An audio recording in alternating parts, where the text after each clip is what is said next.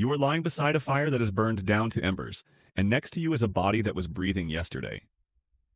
There is no hospital to call, no priest with a printed card, no black suits waiting outside a chapel door. Just you, the small group of people you have slept beside your entire life, and a question every human before you has had to face. What do we do now? There is no ambulance that already left, no insurance form, no waiting room with bad coffee and worse lighting. Just the fire, the silence, and the weight of a decision that cannot be postponed. For most of the 300,000 years modern humans have existed, death did not come with paperwork. It came with dirt under your fingernails and flowers you picked yourself. Let's start with what we actually know. In the 1960s, archaeologist Ralph Selecki excavated Shanidar Cave in northern Iraq and uncovered a Neanderthal skeleton buried around 60,000 years ago, surrounded by dense clusters of pollen from yarrow, cornflower, and hollyhock. His conclusion was that someone had laid flowers on this body before covering it with earth. It became known as the flower burial, and even though later researchers have debated whether the pollen came from burrowing bees rather than human hands, the site forced scientists to ask a question they hadn't taken seriously before. Did a species other than us grieve? At Qafzeh Cave in Israel, burials dated to roughly 100,000 years ago show bodies deliberately placed in pits, stained with red ochre pigment, with deer antlers positioned in the hands. Ochre had no practical survival use. You cannot eat it, hunt with it, or build with it. Its only function was symbolic, and archaeologists believe the deep red color was meant to represent blood, or life, painted onto something that no longer had either. Then there is Sungir, a site in Russia dated to around 34,000 years ago, where archaeologists found two children buried head-to-head in a single grave, covered in more than 10,000 hand-carved mammoth ivory beads. Each bead is estimated to have taken up to an hour to shape and drill by hand with stone tools.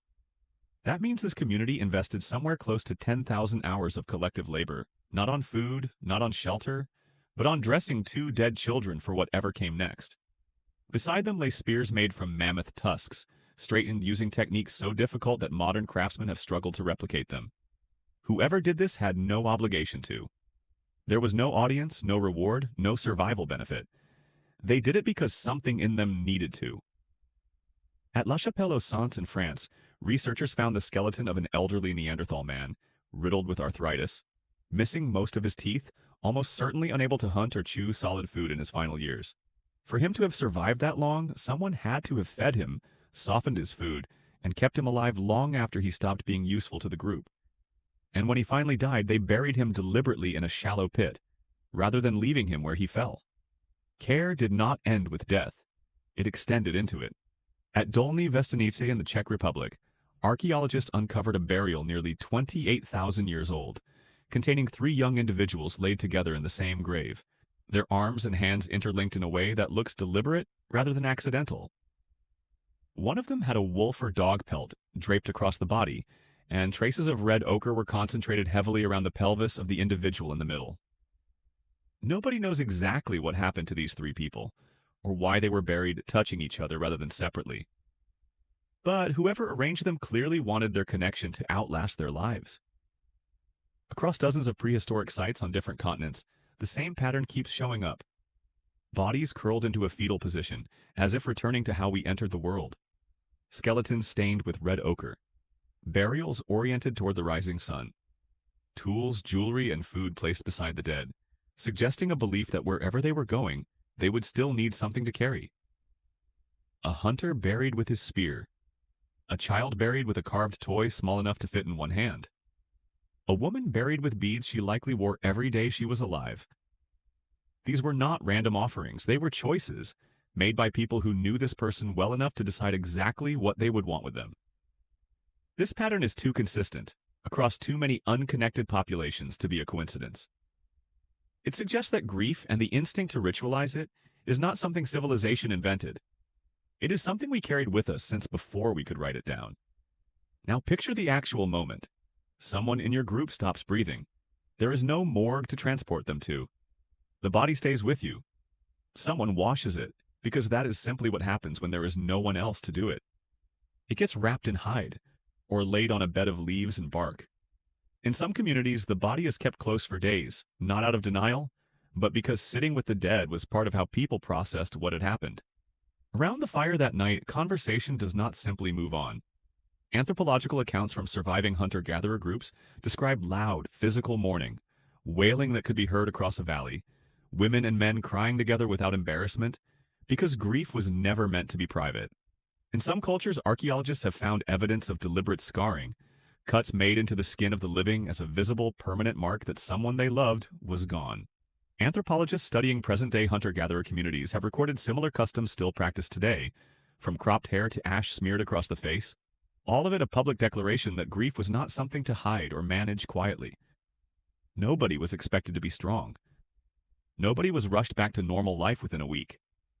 Stories about the dead person's life get told and retold that night. Not as a formality, but because remembering out loud was the only way a person could continue existing once their body no longer could. Roughly 10,000 years ago, something shifted. Humans in the Fertile Crescent began farming instead of following food. And for the first time, people started staying in one place long enough to build something permanent. At Çatalhöyük, an early settlement in what is now Turkey, archaeologists discovered that families buried their dead directly beneath the floors of their own homes. People were not just remembering their ancestors, they were living on top of them, cooking meals, raising children, and sleeping every night just centimeters above the bones of the people who came before them. Death stopped being something that happened out in the world and became something built into the architecture of daily life. As populations grew larger and more settled, burial practices grew more elaborate too. Structured cemeteries appeared. Earthen barrows and stone tombs rose across the landscape as permanent markers, eventually evolving into the monumental structures we now recognize, from megalithic passage graves in Europe to the pyramids of Egypt. Death became tied to land, to status, to religion, to the idea that some lives deserved to be remembered louder and longer than others. The closeness of it started to fade, replaced slowly by architecture, priesthood, and eventually by the professionals we hire today, so that most of us never have to touch a dead body ourselves. And that is the part worth sitting with. Today, when someone dies, they are usually taken away within hours. A funeral home handles what once would have been done by the people who love them, and in many countries, families now pay thousands of dollars for strangers to do the one thing every prehistoric community did for free, out of nothing but love and obligation. Chemicals replace ochre. A closed casket replaces a fetal position on a bed of leaves. Most people alive right now will go their entire lives without ever touching the body of someone they lost, without washing it, without sitting beside it through the night, without carving something by hand to bury alongside it. We built an entire industry so that we would not have to face what every single human before agriculture faced directly, with their own hands, in the dark, next to a fire that was slowly going out. They did not have therapists or grief counselors or 7 stages printed on a pamphlet. What they had was each other close enough to touch, for as many days as it took. We have more comfort than they ever did. But somewhere between mammoth ivory beads and prepaid funeral packages, we may have also lost something they understood instinctively. That facing death together with your own hands was never the horror. Looking away from it was.